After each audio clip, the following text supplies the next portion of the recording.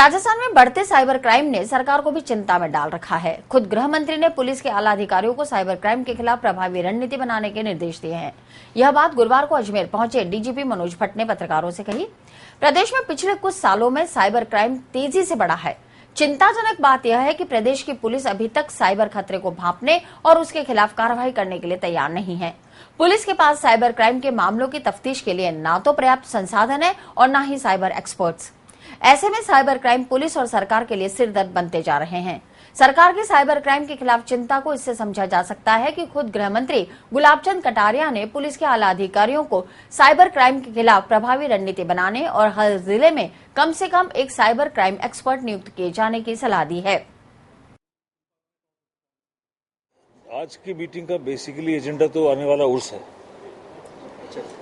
और उसी के बारे में सभी अधिकारियों से विचार विमर्श किया। इनके क्षेत्र की कानून व्यवस्था और अपराध की स्थिति का भी विवेचन किया है, समीक्षा की है और फोकस उस में की जाने वाली व्यवस्था और उसको लेके जो आवश्यकताएं हैं जिला पुलिस को, पुलिस मुख्यालय से अन्य जिलों से, वो फीडबैक लिया है और किस प्रकार से यहाँ पे उसको शांतिपूर्वक संपूर्ण कराया जाए, इसकी योजना पर चर्चा हुई। अजमेर में उर्स की व्यवस्थाओं के मद्देनजर क्राइम मीटिंग लेने पहुंचे डीजीपी मनोज भट्ट ने बांग्लादेशी घुसपैठियों के खिलाफ कार्रवाई के मुद्दे पर पुलिस की परेशानियों का भी हवाला दिया। भट्ट के अनुसार बांग्लादेशी घुसपैठियों को खदेड़ने में कुछ कानूनी अड़चनें सामने आ रही हैं। इस संबंध में सरकार से आवश्यक दिशा निर्देश मांगे गए हैं। कानूनी अड़चनों के दूर होने के बाद पुलिस व्यापक स्तर पर घुसपैठियों के खिलाफ अभियान छेड़ेगी। नहीं, बांग्लादेशी को चिन्हित करने का अभियान चलाया जाएगा। वो तो समय समय पर चलते भी रहे हैं पहले।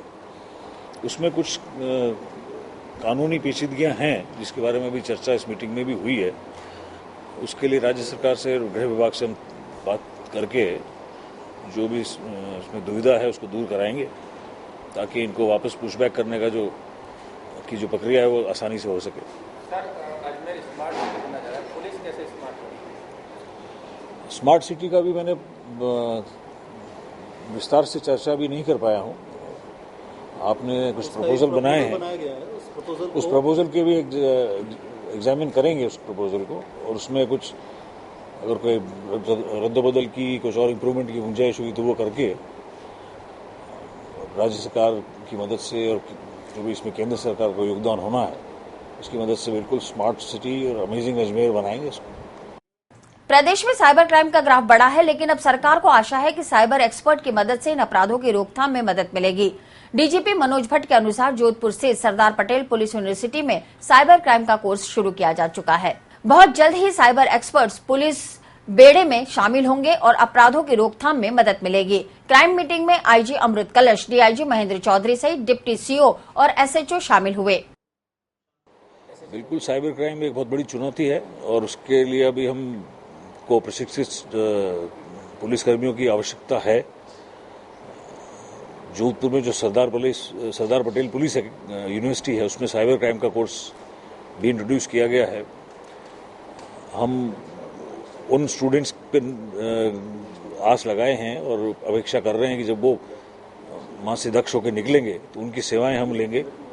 कल ही गृह मंत्री महोदय जी ने सुझाव दिया है, हमारी जो मासिक समीक्षा बैठक होती है उसमें कि हर जिले में एक कम से कम साइबर एक्सपर्ट पुलिस के पास होना चाहिए, मैं उसके सपोर्ट स्टाफ के। तो उस दिशा में अब योजना बना रहे हैं क्योंकि आने वाले समय में साइबर क्राइम से निपटने के लिए हमें दक्षता प्राप्त करना बहुत आवश्यक हो गया है। भट्ट अन्वेषण भवन से सीधे ख्वाजा गरीब नवाज की बारगाह पहुंचे, जहां उन्होंने आने वाले 803वें उर्स की तैयारियों का जायजा लिया और पुलिस अधिकारियों को उर्स में जायरीनों की सही तरीके से देखभाल के लिए निर्देशित करने के साथ बाहर से आने वाले चोर उचक्कों की आपराधिक गतिविधियों पर भी रोक लगाने के निर्देश दिए। देखिए, इसमें जब इतनी ज्यादा संख्या में जायरीन आते हैं तो फुल प्रूफ तो कुछ भी गारंटी करना अव्यावहारिक होगा।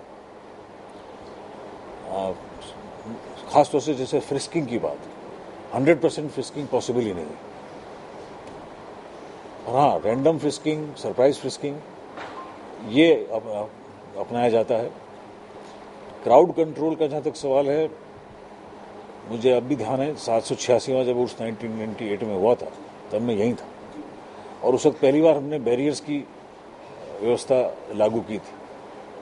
वो व्यवस्था आज भी चल रही है और उससे काफ़ी कुछ पुलिस को मदद मिलती है क्राउड मैनेजमेंट में। पर जहाँ तक वहाँ की टोपोग्राफी है, उससे आप सब भली भांति वाकिफ़ है। जो उसका स्थान है दरगाह के अंदर, वो लिमिटेड है और लाखों की संख्या में ज़ायरीन आते हैं। ख़ासतौर से जुम्मे की नमाज के बाद सबको अंदर जाने की जल्दी होती है और जिसने ज़ियारत कर ली उसको बाहर आने की जल्दी होती है। तो उस वक्त सबसे ज़्यादा किसी का रोल रहता है तो वो ह्यूमन यानी कि ह्यूमन इंटरवेंशन बाय पुलिस और जो भी प्रशासनिक अमला होता है, वो ही उस कुछ चंद मिनटों का वो जो बहुत क्रूशल टाइम होता है वही उसको निकालते हैं और बाकी ख्वाजा साहब खुद निकालते हैं। देखिए, अंदर की व्यवस्था, दरगाह के अंदर की जो व्यवस्था है उसमें खादिमों का बहुत बड़ा रोल होता है। हमारी कोशिश ये रहती है कि आपसी सहयोग से ही सारी व्यवस्थाओं को बनाए रखें, क्योंकि उनका भी उद्देश्य यही है कि ज़ायरीन बिल्कुल सुचारू रूप से ज़ियारत करके चले जाएं। हमारा भी उद्देश्य यही है। तो हमारी कोशिश रहती है कि उनके साथ मिलके एक कॉमन ऑब्जेक्टिव की तरह इसको लें और उनका सहयोग लें। दरगाह से लौटने के बाद भट्ट ने अपने परिचित अधिवक्ता राजेश टंडन के घर थोड़ी देर रुककर जतोई दरबार में शंकर भोले की प्रतिमा पर जल अर्पित किया और मां वैष्णो की गुफा में दर्शन लाभ भी लिए। इसके बाद जय अम्बे माता मंदिर के सेवाधारियों ने भट्ट का माला पहनाकर माताजी की फोटो देकर स्वागत किया। इस मौके पर अतिरिक्त पुलिस अधीक्षक प्रवीण जैन और सीओ साउथ राजेश मीणा का भी सदस्यों ने स्वागत किया। आज पुलिस महानिदेशक मनोज भट्ट साहब पधारे थे अजमेर पुलिस की कोई मीटिंग वगैरह करने। हमारे निवेदन पर वो हमारे आग्रह पर आए। आज मंदिर नवयुवक सेवा ट्रस्ट की, जय अम्बे नवयुवक सेवा ट्रस्ट की ओर से उनका स्वागत किया। इसके बाद डीजीपी मनोज भट्ट तीर्थगुरु ब्रह्मा के दर्शन करने पुष्कर पहुंचे, जहां उन्होंने ब्रह्मा जी के दर्शन किए। इस अवसर पर मंदिर के महंत सोमपुरी ने डीजीपी का स्वागत किया। डीजीपी के पुष्कर पहुंचने पर पत्रकारों ने उन्हें ज्ञापन सौंपकर कुमावत समाज के कार्यक्रम के दौरान पत्रकारों पर हुए जानलेवा हमले के आरोपियों को शीघ्र गिरफ्तार करने की मांग की।